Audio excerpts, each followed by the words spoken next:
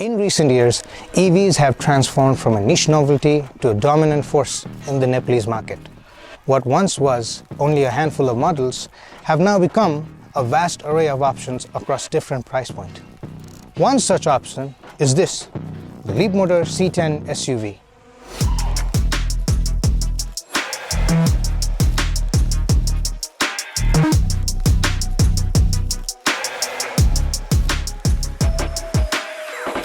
Now, before we go in further, let's tell you something about Leapmotor. Stellantis, one of the largest automakers in the world and parent to 14 different car brands, have acquired 21% stake in Leapmotor China and 51% stake in Leapmotor International, all for the purpose of making an excellent EV for the European market. The first thing you'll notice about the Leapmotor C10 is its size. While classified as small or medium SUVs in the global market, in Nepal, the C10 is huge. Just to give you a small example, the C10 is only 2 inches shorter in length compared to the Toyota Fortuner and 6 inches shorter in height compared to the Fortuner. However, the C10 beats the Toyota Fortuner in wheelbase and in width. And there is a hefty 190 mm ground clearance as well. From the side, the C10 gets a straight roof line and a strong shoulder line, and none of that pretense coupe SUV design. Up front, the C10 sports a flush fascia with LED headlamps and DRLs that, while conventional, add a mellow, refined look. The headlamp cluster is masked with a thin black outline to reduce visual bulk. Below, there is an air dam with neatly cut vents. The lightly sculpted bonnet features a Leapmotor logo and a mature and understated touch. The C10 gets a 245/45 section tires with 20-inch Trident design wheels.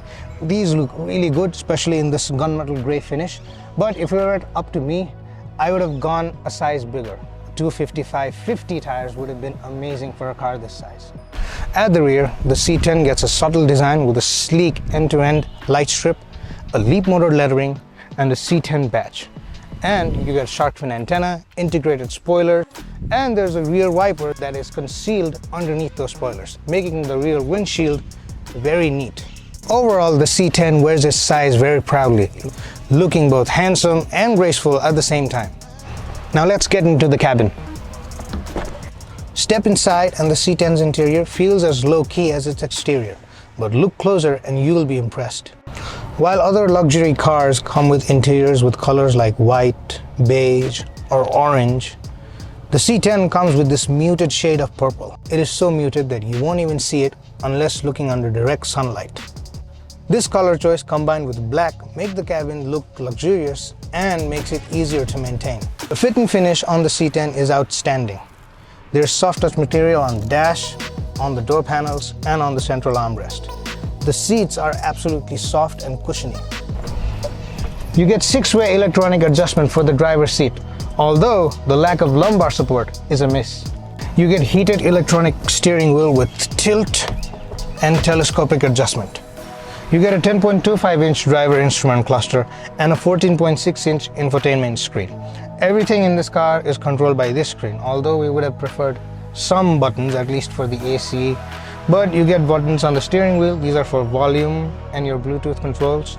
This car does not have Apple CarPlay or Android Auto, but the onboard system here works pretty well.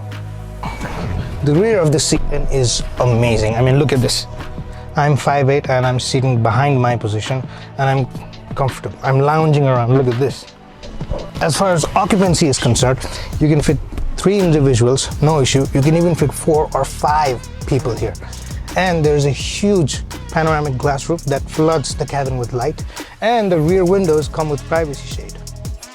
And if you need to pack 5 people's worth of luggage, you get a big boot to do that. And you can lower these seats 60/40 and have even more space.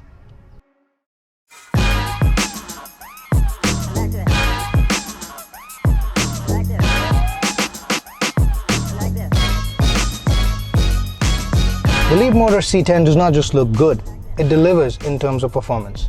While most manufacturers bring their cars in with 99 kilowatt power, Leapmotor C10 gives you full fat 160 kilowatts, which makes you go, whoa! Power for days! Stopping, which is thrilling, but yeah, it is terrifying. What's more impressive is not just the power, it's how the C10 delivers it. This rear-wheel drive delivers smooth and quiet power. And because of the high NVH levels, you don't really realize how much speed you're doing until you start to see things passing by your window. Despite having all this power, the C10 does not compromise all that much on range either. With a full charge, you get 420 kilometers of range, which is a lot for a car this size. Charging is straightforward too. At home, you can charge the C10 from 0 to 100% in 10 hours from a 7.2 kilowatt AC charger, and you can charge up to 80% in 30 minutes from a DC fast charger. This car is unassumingly fast. The Nepal S07, which is this car's closest rival, comes with 99 kilowatts of power.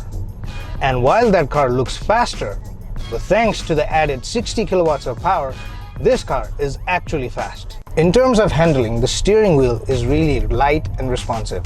It weighs out nicely on the highways, especially in sports mode, and in urban driving, it is easy enough to maneuver. Also adding to the maneuvering is the set of 13 high-precision sensors and 19 ADAS functions that help the C10 give you a safe and easy drive. The suspension handles all the potholes and bumps on the road with ease. It does not let any feedback into the cabin. And you get all 4 disc brakes for braking duties.